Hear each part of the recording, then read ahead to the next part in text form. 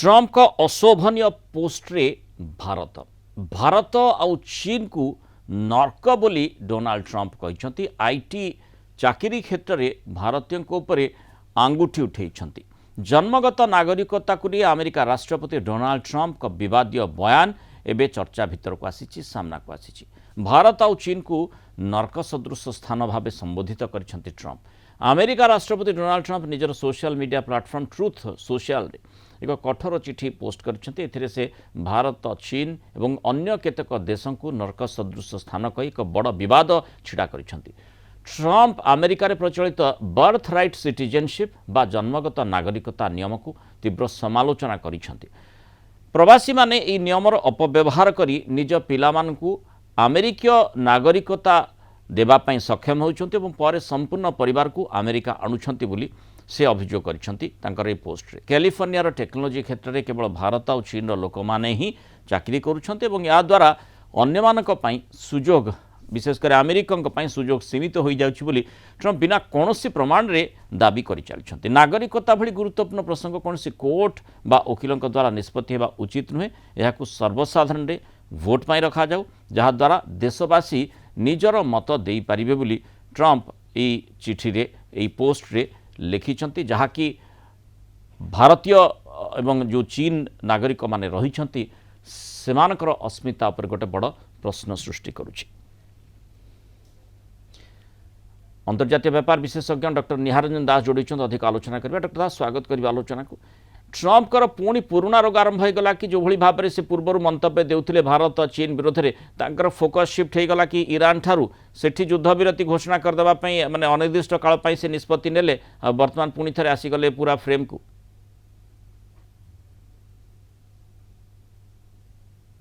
तेणु आमे देखीचे ट्रंप कर आभिमुख्य किभली भाव में चीन भारत विरोधी प्रथम ही रही आसी किभली भाव में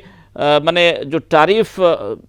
लदी चली से भारत दृष्टिकोण खाली टारिफ लदी नथिले जो रेसिप्रोकल टैक्स कथा से कहूथिले एवं परवर्ती समय केमती आमे देखीचे माने तांकर आभिमुख्य गुड़िक सब बेले लगातार भाव में सेपटे पाकिस्तान को प्रशंसा भारत को टार्गेट कला भली मत मंतव्य रखुथिले। वर्तमान हठात पुणी थरे से प्रकार आचरण कहीं सामना को आसी कहीं से पुणी थे मंतव्य प्रतिपोषण कले जोठी आमे देखीचे जे सुपर रिच को अमेरिका रे स्वागत करने ट्रंप प्रशासन ही निष्पत्ति नहीं जो माने जमती यही स्थिति उत्पन्न होता जे अमेरिकीय नागरिक किणा जाई नागरिकत्व किणा जाई पारिबो आ सेही आधार रे जो जी अधिक अर्थ पैठ करते नागरिकता मिलूला। किंतु एठी जो कथाटी से दर्शाउछंती ये आदौ समीचीन नुहे। अनेक टेक्नोक्राट्स रही जो माने अमेरिका जाउछंती सेठी तांकर आवश्यकता रही अमेरिकीय कंपनी गुड़िक ही सेठी आग्रह करुछंती सेमानकु नेबा पई एवं सेही आधार से माने सेठी काम करुछंती निज परिवार मध्य स्वाभाविक भाव में तांको सहित सेठाकु जिबे एवं सेठी मध्य तांकर जो पिला माने जन्म होउछंती सेमानकर जो माने बार्थ राइट कथा कहा जाउछि बार्थ राइट सिटीजनशिप कथा कहा जाउछि अंततः से माने स्वाभाविक भाव में अमेरिका नागरिक पूर्वर जहाँ नियम रही से आधार रे होउछंती। तेणु सेथिरे एबे द्विमत कहीं ट्रंप होउछंती और निर्दिष्ट भाव में चीन और भारत तथ्य आधार न कही प्रमाण आधार न कही बरम निजर निष्पत्ति जो निजर आभिमुख्य विभिन्न समय से रखी आसी जो भली भाव में बहु समय चर्चित होइछि जे भारत और चीन विरोधी आभिमुख्य से लगातार भाव में रखी आसी ये निश्चय ग्रहण योग्य नुहे एवं ये कहीं प्रकार मानसिकता आम से संपर्क आलोचना करें। डॉक्टर दास ए प्रकार मानसिकता ट्रंप पुणी थे कहीं सृष्टि है? नमस्कार आज्ञा देखु ट्रंप को आपड़ जदि देखिए प्रथम पाली रे बा प्रथम जितेबाला थिले टर्म रे तांकर जो प्रकार आभिमुख्य थिला जितेबाला से द्वितीय थर इलेक्शन लड़िले एवं सेतेबाला हारी मध्य जाइथिले एवं ता परवर्ती समय आउ थे इलेक्शन जितला पर से भावुचंती जे माने तांको पृथ्वी आउ के बड़ ना अतीत जिते गुड़े अमेरिकन राष्ट्रपति होती अमेरिकार कन्स्टिट्यूशन अमेरिकार सिस्टम एमाने केही तांको सामने किसी गोटे प्रकार इम्पोर्टेंस रखु ना भारत चीन विरोधी बिड़ी बिड़ौंती कहीं ट्रंप ଦେଖନ୍ତୁ କଥା ହଉଛି ଯେହେତୁ ଆପଣ ଦେଖନ୍ତୁ ଆମେରିକା ଏବଂ ଭାରତର ଯୋଉ ପ୍ରକାରର ଗୋଟେ ପ୍ରକାର ସମ୍ପର୍କ ଗଢି ଉଠିଥିଲା 2000 ମସିହା ପରବର୍ତ୍ତୀ ସମୟରେ ଏବଂ ଆ ପୂର୍ବରୁ ଆମେ ଦେଖିଛେ କି କିଭଳି ଭାବରେ 2017ରୁ 2020 ମଧ୍ୟ ଟ୍ରମ୍ପ ଗୋଟେ ପ୍ରକାର ଏଥିରେ ମଧ୍ୟ ତାଙ୍କର କିଛି କଣ୍ଟ୍ରିବ୍ୟୁସନ ଥିଲା କିନ୍ତୁ ବର୍ତ୍ତମାନ ଲାଗୁଛି ଟ୍ରମ୍ପକୁ ସେ ଯୋଉ ପ୍ରକାର ଆପଣ ଦେଖନ୍ତୁ ଆସି ମୁନିର ଭଳି ଗୋଟେ ଟେରୋରିଷ୍ଟର ଯେ ସ୍ରଷ୍ଟା ପାକିସ୍ତାନ ଭଳି ଯିଏ ଗୋଟେ ଟେରୋରିଷ୍ଟ ସଂସ୍ଥା ତାକୁ କିଭଳି ଭାବରେ ତାକୁ ପ୍ରମୋଟ କରୁଛନ୍ତି ଏବଂ ସେଇ ପରିପ୍ରେକ୍ଷୀରେ ଯୋଉ ପ୍ରକାର ଭାରତ ତରଫରୁ ତାଙ୍କୁ ଗୋଟେ ପ୍ରକାର ଇମ୍ପୋର୍ଟାନ୍ସ ଦିଆଗଲାନି ଅପରେସନ ସିନ୍ଦୁର ପରେ ବାରମ୍ବାର ଯେତେବେଳେ ତାଙ୍କୁ ତାଙ୍କର ଯୋଉ ପ୍ରକାର ସେ କହିଲେ କି ମୋ ଯୋଗୁଁ ଯୁଦ୍ଧ ବନ୍ଦ ହେଲା ସେଥିରେ ଭାରତ ସରକାର ତାକୁ ନିଶ୍ଚିତ ଭାବରେ ତାକୁ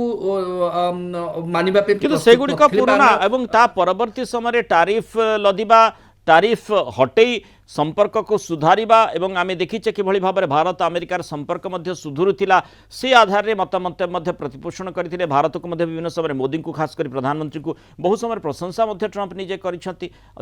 ଏଭଳି କ'ଣ ହେଇଗଲା ବର୍ତ୍ତମାନ ଯେ ହଠାତ୍ ଏ ପ୍ରକାର ମାନସିକତା ପୁଣି ଥରେ ତାଙ୍କର ସାମ୍ନାକୁ ଆସିଲା ଦେଖନ୍ତୁ ତାଙ୍କର ସବୁଠୁ ବଡ଼ ଯୋଉଟାକୁ ସେ ଟ୍ରମ୍ପ କାର୍ଡ ଭାବରେ ବ୍ୟବହାର କରି ତାଙ୍କର ଯୋଉ ଅନ୍ଧଭକ୍ତ ବା ଯୋଉ ସମର୍ଥକ ଥିଲେ ତାଙ୍କ ଠାରୁ ଭୋଟ ଜିତିବା ସେଇଟା କେବଳ ଯୋଉ ଆଣ୍ଟି ଇମିଗ୍ରେସନ ବା ଯୋଉମାନେ ଯୋଉମାନଙ୍କୁ ସେ ବିରୋଧରେ ଗୋଟେ ପ୍ରକାର ମନ୍ତବ୍ୟ ଦେଇ ଆସିଥିଲେ ଆକ୍ସନ ନେଇଥିଲେ ଆମେ ଦେଖିଛେ ସେଥିରେ ସେ ଭାରତକୁ ମଧ୍ୟ ସ୍ଥାନ ଦେବା ପାଇଁ ଗୋଟେ ପ୍ରକାରର ଭାରତକୁ ମଧ୍ୟ ସେଥିରେ ସେ ସ୍ଥାନିତ କରିଥିଲେ ଯୋଉଟାକି ସମ୍ପୂର୍ଣ୍ଣ ଭାବରେ ଭୁଲ ଆପଣ ଦେଖନ୍ତୁ ଭାରତର ହୁଏତ ପ୍ରାୟ 5 ମିଲିୟନରୁ ବା 550 ଲକ୍ଷରୁ ଅଧିକ ଭାରତୀୟ ବା ପର୍ସନ୍ସ ପିଆଇଓ ମଧ୍ୟ ଥାଇପାରନ୍ତି ଅଛନ୍ତି ସେଠି କିନ୍ତୁ ଭାରତର କଣ୍ଟ୍ରିବ୍ୟୁସନ ଆପଣ ଦେଖନ୍ତୁ କିଭଳି ଭାବରେ ଆପଣ ଯଦି 500 ଯୋଉ ଫର୍ଚୁନ 500 କମ୍ପାନୀ ଆପଣ ଦେଖିବେ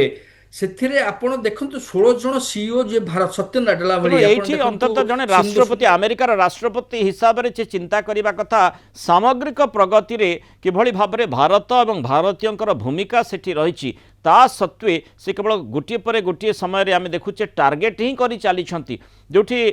ପ୍ରଶଂସା କରିବା କଥା ସେଠି ସେ ବ୍ୟଥିତ ହେଉଛନ୍ତି ବିଚଳିତ ହେଉଛନ୍ତି ଏଭଳି ମନ୍ତବ୍ୟ ପୋଷଣ କରୁଛନ୍ତି ଯାହାକି ବିଲକୁଲ ଗ୍ରହଣୀୟ ନୁହେଁ ଯେଉଁ ମନ୍ତବ୍ୟ ଗୁଡ଼ିକ ସେ ବାରମ୍ବାର ରଖୁଛନ୍ତି ବହୁତ ଧନ୍ୟବାଦ ଡକ୍ଟର ଦାସ ଆଲୋଚନା ହୋଇଥିବାର ମତାମତ ରଖିଥିବାରୁ